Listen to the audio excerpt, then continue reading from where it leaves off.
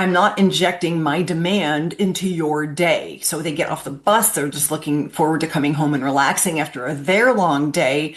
And I'm shooting an arrow through them, immediately piercing their home bubble of, hey, get this done, do this, pick up the mess. I'm not hitting them right when they come through the door. I'm showing them that respect so they can come home and feel a transition. It's a whole different mindset, and it works.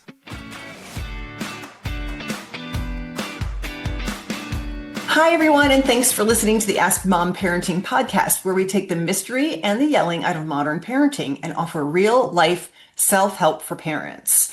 I'm Sue, and with me is Randy, and whether you're deep in the toddler tantrums, navigating tween or teen drama, or somewhere in between, you'll get clarity and actionable tools one episode at a time. I started Ask Mom to be a steady voice for parents, and one that kind of cuts through the noise and teaches busy moms and dads what will actually work for changing kids' behavior and building respectful cooperation.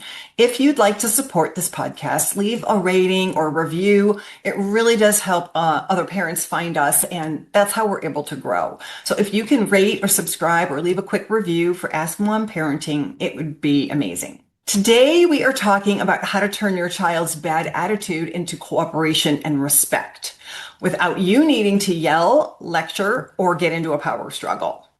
With this podcast, I like to focus on two approaches, the mindset and the method. So how you think and what you do.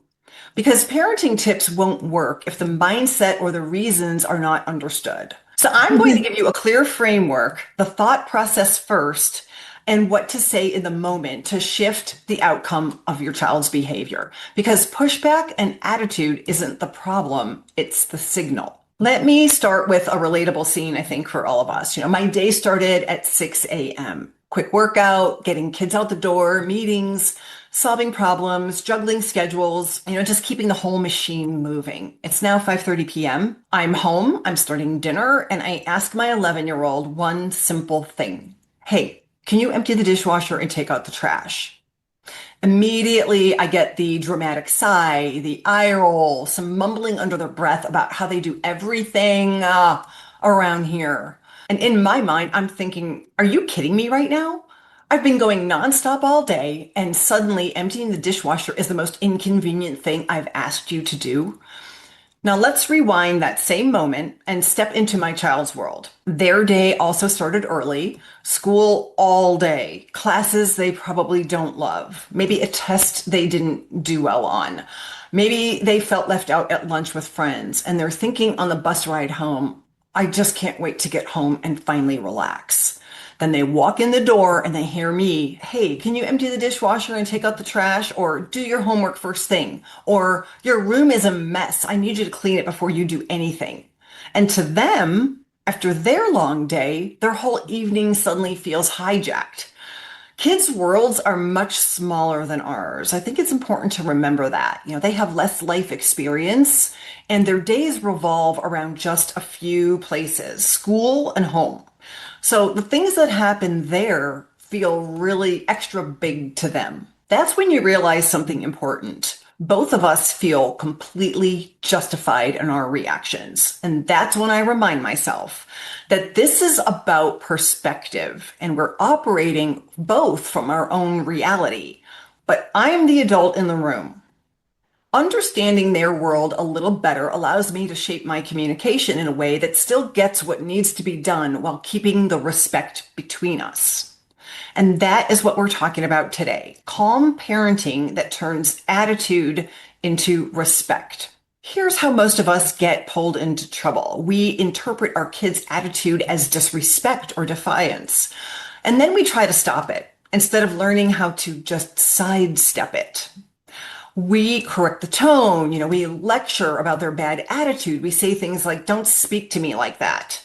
And before you know it, a simple request about a dishwasher has turned into a full-blown power struggle about respect.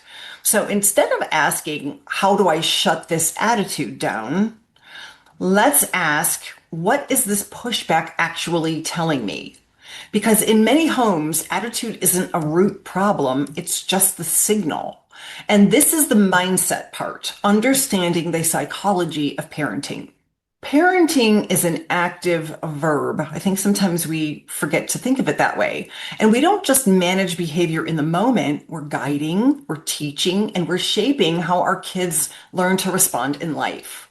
Perspective has three sides: mine, theirs, and reality. It's kind of like truth. There's always three sides to truth: yours, mine, and the truth, right?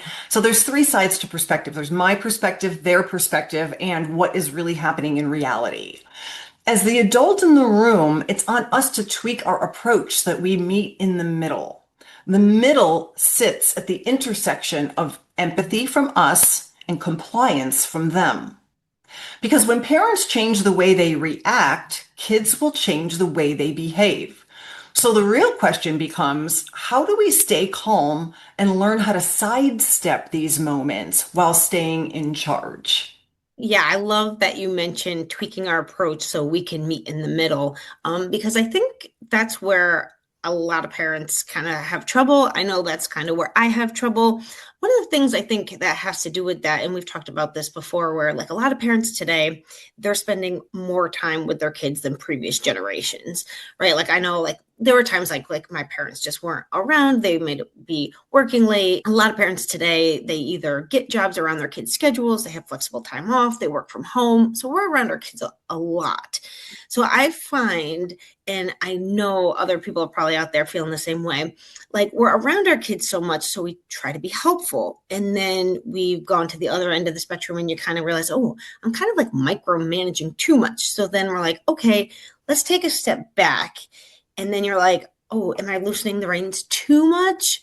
And I know I felt this way. And I've talked to a lot of parents who feel like if I'm not firm, my kids won't take me seriously. So, how can we find a middle ground? Many parents ask me this very same question, and they want to find that sweet spot between being respected by their kids, but still getting the job done without all the drama. And, fear can sound something like, if I stay calm, will my kids still take me seriously?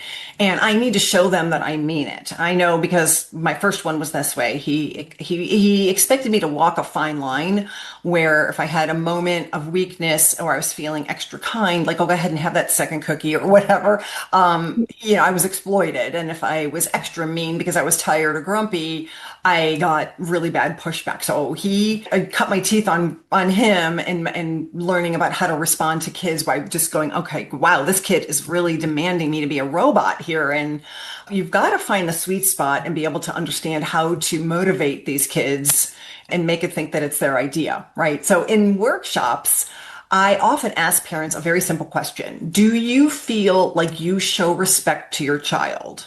And, of course, every parent immediately says yes, without hesitation. Like sometimes they even look at me like, what a stupid question. Now, when I coach teens and I do workshops with teens, I ask them, what is it you want most from your parents? And guess what their answer is? They want to feel respected by their parents. So, there's the math is not mathing here. That's that word perspective again. Kids are wired to practice independence. Being told what to do at any age can feel like a loss of control. So kids will naturally test it. They're constantly assessing where their power begins and where it ends.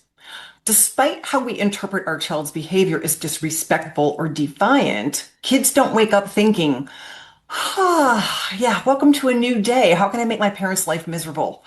Yeah, I think that's a really good perspective to have. And all of that makes a lot of sense. I'm trying very hard right now to remember that being told what to do can feel like a loss of control. My daughter's 11 and she has a habit of just letting her room get very disorganized. Usually, like I don't say anything till there's stuff like all over the floor and you can barely walk on it. And so even just earlier this week, I said to her pretty calmly, I felt that she needed to, clean the room, at least get the stuff up off the floor so people could walk on it. And like her whole body and face just changed. And Mm. she said, okay. And then she made like a face and it felt like attitude to me. But in this instance, I kind of just let it go. Later on, I think I asked her about it and she said, I don't like when people tell me to do things usually because I'm already planning on doing it and I'd rather just do it on my own. Mm. So when you said that, it kind of reminded me of that because, and I had to remind myself, yep, she's 11, like she's wanting more independence. And so in that situation, that one was simple for me, but I know sometimes as parents, we encounter attitude where it's not even easy to stay calm or we just take it so personally. And that can be hard to manage. So, how can we as parents take a calm approach and still turn this attitude into real respect? Real quick, back to your daughter. It's funny because I really applaud you because first of all, you asked her a question, but then she was honest. She was astute and empowered enough to know like this is what I'm thinking. And at the root of this entire podcast and what I teach about parenting is that curiosity, asking the question and having your child feel safe and trusting you enough to tell you their truth. So that is a great example. And the time will come, 12, 13, 14, where the room will become such a mess that you're just going to have to remind yourself of all the other good that she's doing because the room is going to have to be let go. Possibly, maybe not, but that seems to be a common trend. But yeah, none of us want to do that. And it's funny because my husband and I, we have called that each other out on that, where he's like, you really don't like to be tasked. And I was like, what? Really? I don't, I'll bend over backwards for the entire family. I'm always doing for others, very can do, nurturing. But when someone tasks me, which I didn't know until he brought it up, I don't like it. I can trace it back to when I was raised, but either way, that is insightful because kids are being tasked all day at school. Then they come home and they're being tasked. And that's why in the beginning of the podcast, I talked about learning to sidestep it. This isn't about coddling their emotions and making sure every need is met. No, I've got shit I need done. So I need my kids to do it. But I also need to understand where they're coming from and what their perspective is and how do I get it done. So that's what we're talking about today. Anyway, that was a great example. Most parents are trying to solve this behavior by correcting it in the moment. But what they're missing is what actually will build respect over time. And here is the disconnect. Parents think they're teaching respect, but a lot of times what kids are actually learning is be quiet, don't push back, and don't upset me. That is not respect. That's just simple compliance. And compliance looks and feels good in the moment. Yes, I just want it to go away. Just do what I'm asking. But it won't build the kind of relationship or character that you actually want from your kids long term. So if we want to turn attitude into real respect, we have to change how we show up in these moments. And real respect looks a little different. If a child who knows what's expected and who understands the boundaries and can voice frustration appropriately without being rude or dismissive, because their parent prioritizes honesty, like we were talking about earlier with you, without repercussions and judgment, then now we're on our way. So real respect says, I give, you give, and then we both win. And this is really not just about pushback and attitude from our kids. This is everything. This is marriage, friends, work. I give, you give, and we both win. And in my own business as a salesperson, that was my method of negotiation. Where can I cut? Where can you buy? And where do we meet in the middle? And, that's a cooperative partnership.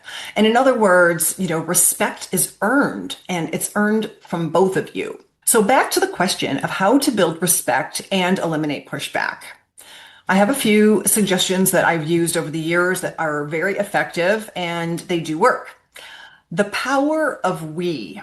When we think of ourselves as a partner with our kids instead of the authority who needs to have all the answers, something will start to shift in our relationship. We begin engaging with them rather than at them. And that's, rather than the controlling statements. We start to invite cooperation. We start to invite curiosity. This looks like more collaborative statements instead of demand statements like, hey, when you get a minute, can you help me out? Versus empty the dishwasher and be grateful that I asked.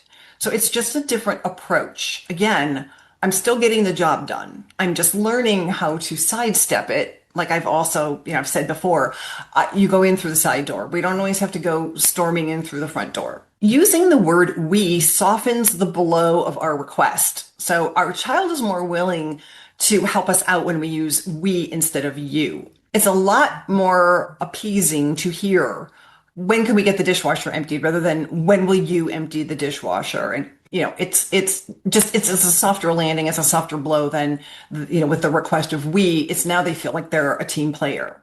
The we mentality invites more of a partnership and collaboration. Like we're in this together. I'm not injecting my demand into your day. So they get off the bus. They're just looking forward to coming home and relaxing after their long day. And I'm shooting an arrow through them, immediately piercing their home bubble of, hey, get this done, do this, pick up the mess. Your room is a mess. Like, I'm not hitting them right when they come through the door. I'm showing them that respect so they can come home and feel a transition. I'm inviting you to participate in helping me in our shared home. It's a whole different mindset and it works. One of the second tips that I have is a philosophy that we developed over the years of raising 4 kids, teenagers, the whole thing. This mentality is money. It's know when you're winning and say nothing. So one of the most underused tools in parenting is just clocking that, hey, I'm already winning here. And I'll give you an example. This tip utilizes the idea of our perspective, our mine, his, and the reality beautifully. Back to the empty the dishwasher example. So say you're asking your 10-year-old to empty the dishwasher and you're met with eye rolls, loud exhales, mumbling under their breath while they're heading over to do the job. You don't have to parent those theatrics. They're doing what you asked. This is how you sidestep the power struggle. A little awareness and a little perspective from our part. Again, we are the adult in the room. You are winning. The dishwasher is getting emptied. Say nothing. It's not needed in this moment. We don't have to parent that moment. We don't have to parent that quote attitude if we're getting the action that we asked for. Certainly, we don't expect them to skip to the dishwasher and be thrilled to be helping. They're kids, That's not reality. So why do we think we need to parent the muttering if the job is getting done? That is showing respect. Another example would be, say you're asking your toddler to pick up toys and she's throwing a fit while she's putting the toys away. She's crying, she's throwing a little bit of a tantrum, but she's waddling over to the toy, picking it up and putting it in the bin. She's still putting the toys away. You're winning. Say nothing. Say your daughter stomps back outside furious that you tell her she has to re-mow the lawn because she didn't bag it. She's doing it, but she's bitching as she's walking out the door. That's okay. Feel free, but you're going out and you're getting the job done. Say nothing in that moment. And that is just another method of respect where I can be the adult, use my perspective, and understand that's not something I have to parent because she's actually doing what I asked. Many of us accidentally turn a win into a fight because we try to correct the attitude while the child is already complying. So the key takeaway here is when we correct the attitude while they're complying, we are undermining the win. Kids remember your reaction instead of your appreciation for the help. Another tip is respectful engagement. So there's times that we show respect by saying nothing. And then there are times where we need to show respect in the right kind of engagement that builds mutual respect. And here is how we can do that. So there are times that we don't have to say anything because the job is getting done. But then there's times we're getting pushback and they're not moving. They're not getting done what we want them to get done. So now we need to up our game and understand how do we approach them in a respectful way that motivates them to cooperate. One idea is to avoid I told you so's. And, we had a new teen driver in the house several years ago, and he needed a specific style of a notebook for school. And I had something in my office that would have worked perfectly for what he needed. But he insisted, now mind you, he was a new driver. So perspective there as the parent, I realize he wants to get out and go drive and he wants to feel some freedom and independence. So I said, okay, fine, go ahead, go see if you can find what your teacher wants you to have. And he came back with something that I just knew was not going to work. Sure enough, he brought it back from school and the teacher had rejected the idea. And I so wanted to shout from the rooftops, I told you, I was like, I wanted to do my little I told you so dance, but I stopped myself. Because respect refrains from calling out the obvious with those jabs or those critiques. No one, including us, wants to be reminded of a mistake or a bad choice. As parents, when we resist that urge to close the loop and make that jab, it shows respect, and that turns mutual the next time that you make a mistake. Although kids will always call that out. We especially when they're teens. The other idea would be to value their time. And again, these are just small, slight tweaks that inject a little bit of perspective into your communication with your kids.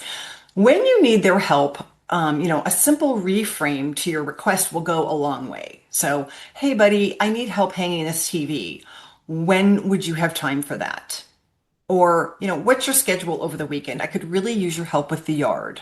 Showing respect for their time goes such a long way. Again, it's all about perspective. If I treat him like, he's home all day, I have immediate access to him all the time, he should be available whenever I'm asking, what would he possibly have going on? Okay. But if I treat him with the respect of saying, hey, how can you manage your time so that we can get this shared job done? And I could really use your help, then that acknowledges his time is important to him. And this is applicable for most ages, starting as young as 5 or 6. The truth is that when you ask like that, they will be very accommodating and they'll feel like a valued member of the home and they'll feel like they're just part of it being a team player. And why this works is because my approach is that I'm not minimizing how he decides to spend his time. And I don't want him minimizing the decisions that I make on how I spend mine. These are tiny little gestures, but gestures that we extend to friends, but many times we don't extend them to our own kids. And one of the last ideas is to keep in mind that privacy is paramount. And this is such a big one. It's so easy to earn parenting points by honoring their privacy. If you choose to go through your child's phone or social media, that should be a condition discussed prior to allowing them to set up the account. There should be a complete transparency that they hand the phone over, it's gone through with them present. Snooping behind their backs is never respectful or good parenting. If your finger is on the pulse of what your kids are doing, the truth will be revealed eventually without having to snoop. I know I've been through it and it does feel scary in the moment. And I know it's tempting, but since I did have it done to me, I was really diligent about never compromising their privacy. I felt that was very important. And they've told us since then that they've really appreciated that. The violation that a child feels by a parent snooping absolutely never goes away. That trust is irretrievably broken. Yeah, I love these tips and rules for respectful engagement. So we have a parent and they're engaging in these rules of respectful engagement and they have to hold the line firmly. A lot of parents are feeling like, oh, I know I need to hold this line firmly, but I'm really worried about doing that in a way that doesn't damage my relationship with my kids. So what do you say to something like that? Yeah, that's the biggest fear is that in workshops, especially when parents first hear about treating your kids with respect, they tend to think, oh, this is gentle parenting. Or I'm going to coddle my kid. No, no. I think anyone that's listened to my content should know that I am not about gentle parenting for the sake of gentle parenting. I am about accountability, responsibility, shared cooperation, but I'm also about mutual respect. And that does go a long way. So there are some quick phrases that will help redirect back to respect and leadership. And when I was first studying behavioral psychology and learning about some of these things, I would take a few of the sentences and just put them up on my fridge or put them somewhere where not where they would see it, but somewhere where I could just be like, oh, what was I supposed to say? Because we all have our go-to phrases. And if we're not stopping in the moment and using our mindset and our perspective to go, I wonder how these words are landing. I wonder how behavior is landing. If we're not stopping to think about that, then again, we're not using their pushback and their defiance as the signal. When kids behave, we need to stop and listen and understand, oh, okay, you know what? I've got to come up with a new approach because this isn't working for this child. So here's some quick phrases. So say they're pushing back and they're arguing. You can say something like, I am not debating this instead of end of discussion. So, I am not debating this means, again, I've talked about my mantra, which is I'm only in charge of me. I'm not in charge of you. And if I'm in charge of me, I am choosing, I am not debating this. So instead of shutting it down and going end of discussion, I'm saying, I'm not debating this. You're allowed to be frustrated. You're not allowed to be disrespectful. So now I'm creating the boundary. I'm giving you a bit of empathy, but I'm also towing the line and I'm coming back to the boundary. You're not allowed to be disrespectful.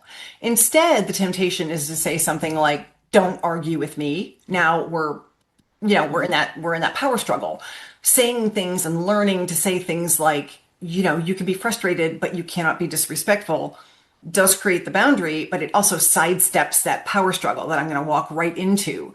If I say, don't you argue with me, now I'm going to bow up as the teenager, like, oh, well, you're not listening. Now it's creating this downward spiral. And that can just be, again, sidestepped. You can say something like, you can be upset and still follow through. So you can, through your tears, go get the dishwasher emptied. I don't care about the emotion. I need the job done. Instead of, I've already told you 3 times. So instead of saying that I've told you 3 times, that's just making me more mad as the child. But if I say, you know what, you can still be upset, but still get the job done. That's like, hey, you handle your emotions. That's not my job. But keeping the house running and getting these other errands done is what I need you to do. So back to the earlier example when I said know when you're winning. So say they're getting the job done and they're complying, but they're doing it with attitude. This is your chance to just let this one go. So say nothing in the moment, but always circle back because respect will show gratitude and appreciation. And you can say, after the dust is settled, after the mumbling, and after the job is done, always remind yourself to circle back and say, I appreciate you getting that done. That really helped me. Thank you. Simple. And now I feel like, I always remember seeing my kids like kind of puff up. They really owned those gratitude moments. What about when they're being just flat out disrespectful? You can say, let's try that again respectfully, or, I am not communicating with that tone. Again, I'm only in charge of me. I'm shutting down communication because I don't like your tone. I'm not making an accusation or anything like that. So instead of saying, you need to watch your mouth. And that reminds me that the word you, I took the word you out of all of my conversations. In fact, even earlier on in my business world, when I was in sales, I never started letters with you. I was always very careful about the word you. It's such an accusatory word. Now, unless it's something good. If you're giving a compliment, you are so amazing, great. But when I want to get something done, I'm replacing the word you with the word we every time. And I talked about this in my book, but it works for husbands too, by the way. When are we getting the vacuuming done? And I swear that worked for years until he figured me out. So if they're flat out being disrespectful, you can say things like, we can talk when you are ready to speak respectfully. So again, that puts the onus on them. They then have to get themselves together and approach me in a respectful way. Instead of saying, who do you think you're talking to? Now those words are just fighting words, So when something goes wrong, say you want to have them take accountability without the shame. You want to say, what's your plan to fix this? You've got this. What do you think needs to happen next? Instead of, why would you do that? Mistakes happen, but responsibility still matters. That's right. So I'm going to tell them, hey, I understand that you made a mistake and you're not, that's fine. We all make mistakes, but your responsibility is still mattering in this moment. So let's get that done instead of how many times have I told you? And by the way, all of these instead of statements that I'm using as examples of what not to do, those are on repeat in my head. Those were very easy to come up with because if you think that even today, I don't have to stop and consider my words, you would be wrong. These instead phrases lived on the tip of my tongue for years. This respectful effort takes dedicated intention to be better. But more importantly, they stop the attitude and pushback. And that is the whole goal of our podcast today. When emotions escalate, you can say, I'm going to give you space. We'll talk when things are calmer. Again, notice the empowerment of what I'm going to do. I'm not instilling in them what they need to go do. I'm telling them, get your thoughts together. And then when we can communicate respectfully and have a dialogue, we'll get there. So I'm going to give you space and we'll talk when things are calmer. That implies calm it down, come back to me when you're ready to have, a productive conversation instead of calm down right now and stop crying so we can talk. When we let go of the goal to have kids that agree with us and focus on respect that helps them become more capable people who can handle real life, you let go of chasing obedience and you'll start building the long-term relationship with your kids of trust that lasts. If this is an ongoing battle in your home, you'll want to get the full roadmap of how to spot these moments with your child and expertly sidestep them in your own home. head over to askmomparenting.com and click Get Help. You'll find everything that I offer there, from free monthly workshops, one-on-one coaching, my self-paced course on how to stop yelling, or my free Facebook group for parents that want to stop yelling. These are all designed to help you create a calmer, simpler, and more cooperative home. Thank you so much for listening, and happy parenting.